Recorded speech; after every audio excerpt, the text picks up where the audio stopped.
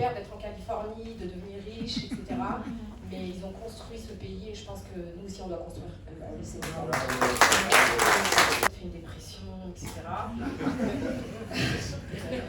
Les challenges étaient nombreux. J'ai pas fait de dépression, je suis revenue au Sénégal, je crois au Sénégal, je pense qu'on a énormément d'opportunités. Je pense que dans tous les pays, il y a des difficultés et qu'il faut savoir cultiver son jardin.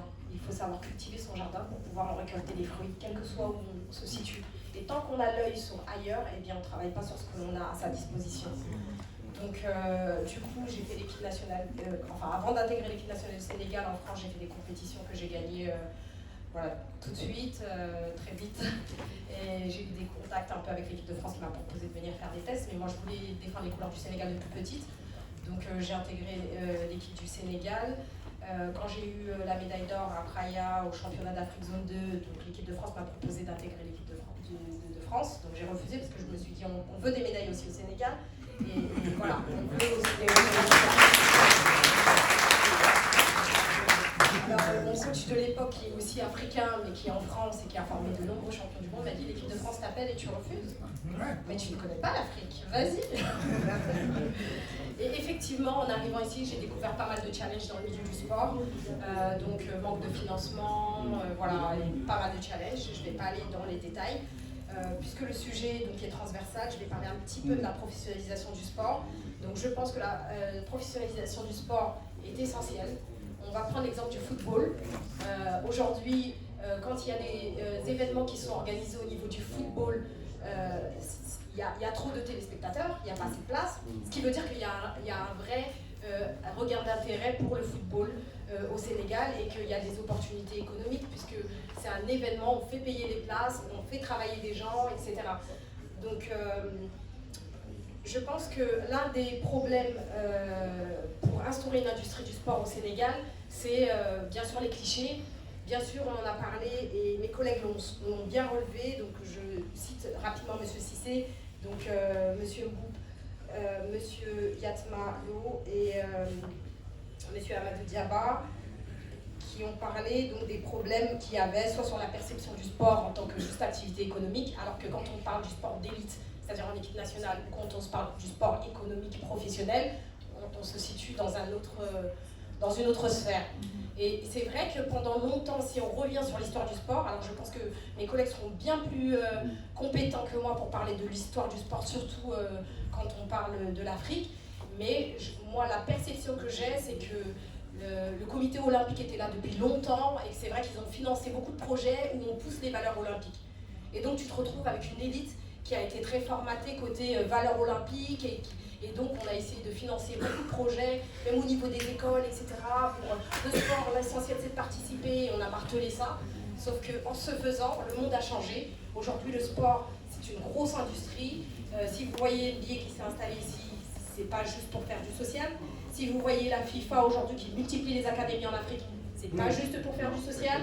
Et aujourd'hui, il faut que les Africains prennent part, que ce soit au niveau des athlètes, qu'au niveau des leaders et des décideurs au niveau du sport. Il faut qu'il y ait un environnement favorable. Donc, pour ce qui est des gouvernements, la politique sportive, il faut qu'il y ait des réformes, il faut qu'il y ait un cadre. Quand tu as un footballeur qui joue dans un club ici au Sénégal et qui joue dans l'un des meilleurs clubs et qui est payé à peine 100 000 francs CFA, c'est un problème.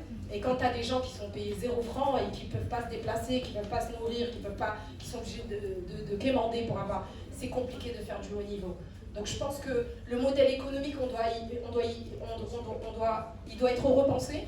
Il ne faut pas qu'on fasse les mêmes erreurs d'exporter juste les jeunes comme on a exporté pendant des années les matières brutes et qu'on n'a pas eu un gros retour sur investissement. Il faut aujourd'hui que les acteurs, et quand je parle des acteurs, je parle de vous, je parle des acteurs, je parle aussi des futurs athlètes, je parle des futurs décideurs politiques, des journalistes. Il faut que nous, on croit en nous.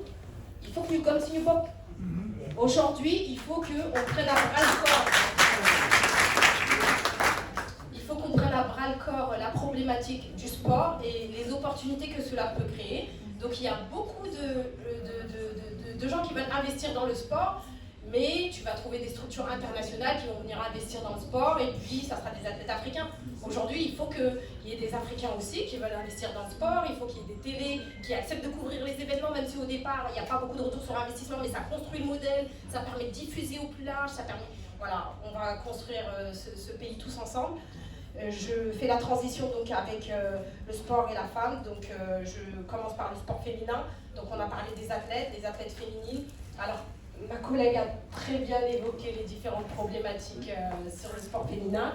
Donc, ONU Femmes est intéressée par cette problématique. Donc, j'ai fait un rapport pour eux sur comment promouvoir le sport féminin en Afrique. Et donc, elle a cité par exemple la formation. La formation est essentielle parce que, pareil que mes collègues, Deuil en a parlé tout à l'heure, moi je ne suis pas pour c'est une femme, on la pousse. Je ne suis pas pour les quotas. Moi je suis pour l'excellence, la performance, la compétence. Et donc, pour être excellent, compétent, il faut se former. Et donc, il faut qu'on ait des écoles de formation, il faut qu'il y ait un financement, il faut qu'il y ait un suivi. Sinon, au niveau des athlètes en équipe nationale, je pense qu'il y a une différence de traitement, effectivement, en ce qui concerne les femmes et les hommes. Quand on a 10 places, que le ministère autorise 10 places pour une compétition sportive, moi, j'ai eu le cas parce que je suis donc, la première et unique femme à avoir représenté le Sénégal au TQO, donc qualification olympique de boxe. Et j'avais une autre fille qui était dans l'équipe et qui était là depuis quelques années. Et on a décidé qu'il y aurait 10 personnes. Et ben on a enlevé une place de fille pour mettre un homme à la place. Et je pense que ça, il faut arrêter parce qu'il y a certaines disciplines en plus, par exemple le Maroc, mais plus de femmes que d'hommes. Parce que dans la boxe, c'est pas encore arrivé à un niveau qui fait que les femmes peuvent très vite évoluer et elles peuvent très vite briller. Donc il faut qu'il y ait cette analyse au niveau des élites. Sport par sport, de voir les vraies opportunités sans cliché. Parce que c'est pas, comme il a dit, c'est pas parce que je fais de la boxe que je vais être agressive ou que j'ai plein de bleus sur la figure, ça reste un sport. Et comme tout sport, il y a des valeurs de maîtrise de soi et voilà, qui vous aident à vous transcender, c'est ce qui m'a attirée vers ce sport. Et il y a aussi le volet leader dans le sport. Alors les leaders dans le sport, ils sont très peu, que ce soit au niveau international qu'au niveau local. Et pour qu'ils puissent émerger, moi je pense qu'il faut déjà un espace de partage. Donc merci monsieur Gorgui Wadoy pour cet espace. Il faut qu'il y ait un espace de partage, un espace de travail, qu'on puisse communiquer. Il faut que quand il y ait des compétitions, qu'il y ait des événements tels que les JOJ, eh bien on impose au niveau de la gouvernance qu'il y ait un regard, qu'il y ait des sportifs qui soient présents, qu'il y ait des femmes qui soient présentes, femmes compétentes. Et ça, si c'est pas fait, malheureusement rien ne bougera. Il faut qu'il y ait de la visibilité, on en a parlé aussi. Donc les médias, moi je vois parfois le traitement de l'information, quand on parle d'une femme, c'est souvent la Yarel de Dadji Diouf, la Nielsen. Je me dis, attendez, on a des sportifs féminines, et les journaux sportifs, ils nous parlent de la deuxième femme de tel footballeur.